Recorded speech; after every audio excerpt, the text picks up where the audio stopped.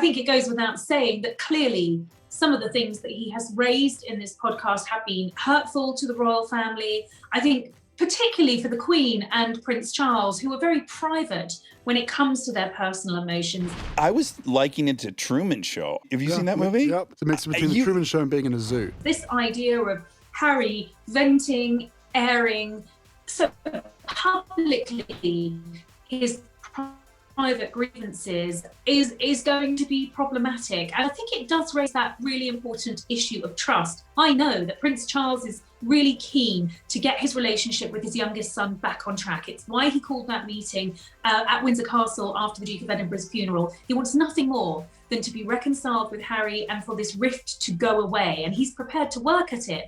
But that issue of trust is one that concerns him as much as it does William. They want to know that the conversations they are having are going to remain private, and they want to know that these conversations are worthwhile, that they are making progress. And I think the problem is with the podcast and the things that Harry has said, particularly about the institution, feeling like he was in the Truman Show, feeling like he was in a zoo. It has echoes of what he said in Oprah, that he and his brother and his father feel trapped by the institution. It may be how Harry feels, but I don't think it's how William and Charles feel.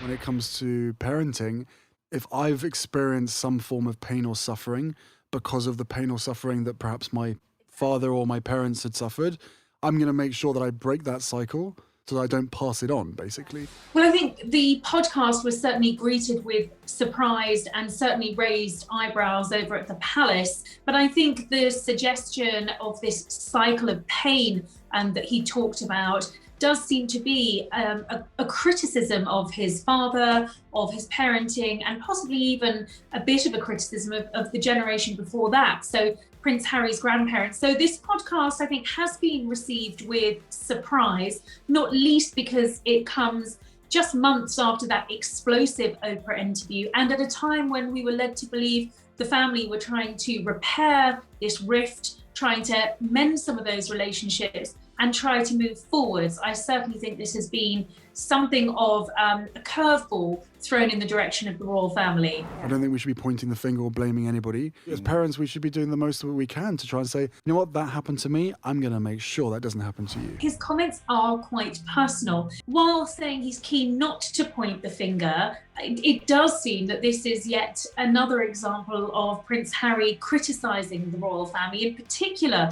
his father, who of course came under some fire in that Oprah interview. You'll remember that Prince Harry said that Charles, his father, had turned off the financial tap, that he didn't feel his father had been there and protected him enough. And I think there is that sense again that he feels he's been let down by his father in this interview. That's going to be incredibly hurtful for the Prince of Wales. When Prince Charles was asked if he was aware of his son's podcast today on an engagement in Cardiff, he pointedly refused to answer. I think Harry knows that they're not going to respond to this. They really have been rendered voiceless and to a degree quite powerless, but there is, of course, always two sides to every story. I don't want this job. Yeah. I don't want to be here. I don't want to be doing this. Look what it did to my mum. How am I ever going to settle down and have a wife and a family when I know that it's going to happen again?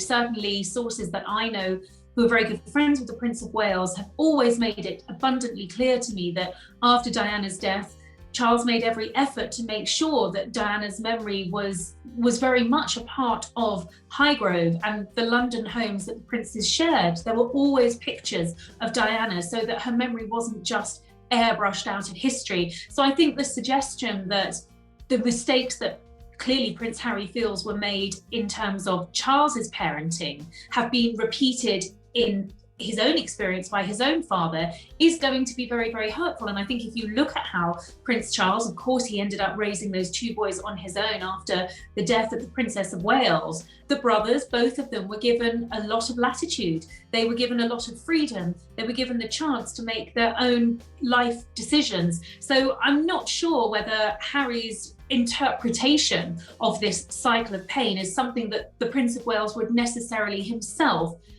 either recognise or agree with. And I think there is a feeling over here in the UK that perhaps No one has a problem with Prince Harry talking about mental health. I think most people think it's an important campaign, and raising awareness about it can only be a good thing. We want a national conversation, but I think a lot of people here feel that Prince Harry has overstepped a mark in talking so personally about his father and his relationship with his father in what most people have interpreted to be quite a critical way. My understanding is that Prince Harry was very pleased with the podcast. He was very pleased to have that platform to reach out, particularly to a younger audience. There is clearly a huge amount of interest in the Prince and in everything he is doing in his new life in LA. Now, over here, there's a feeling that he's constantly attacking the royal family. He's constantly reverting to his past and bringing up difficult elements of his past rather than looking forward to the future. I think certainly stateside, there is a lot more sympathy for Prince Harry than there is over here in the UK.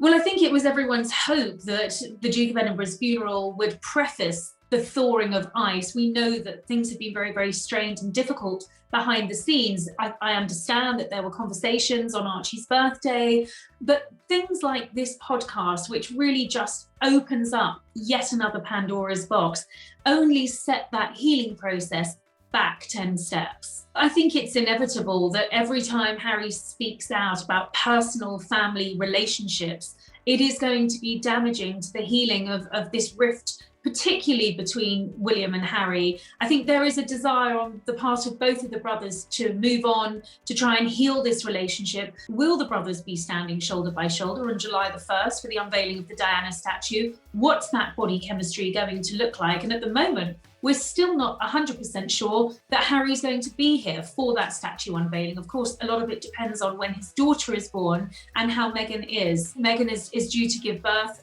around June, late June. We don't have a due date.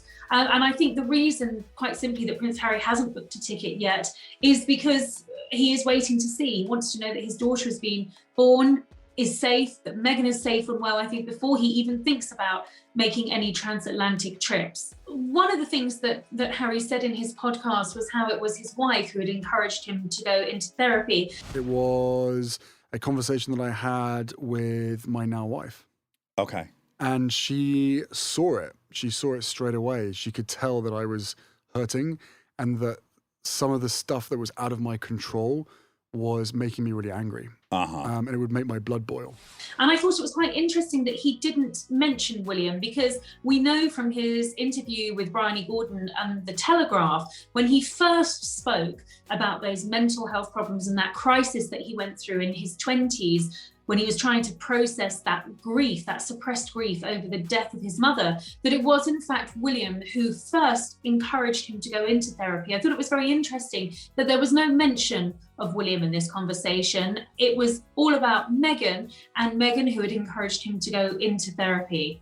Unfortunately for the Duke and Duchess of Cambridge, who have been doing a lot of work around Mental Health Awareness Week here in the UK, including a nationwide radio campaign encouraging people to talk out about their mental health, a lot of the publicity that would have been on that campaign has been deflected by Harry and this podcast, which has had some sensational revelations in, and really I think revelations that people over here in the UK see as, again, damaging to the royal family, quite disrespectful of his father, and now even of the Queen and Prince Philip.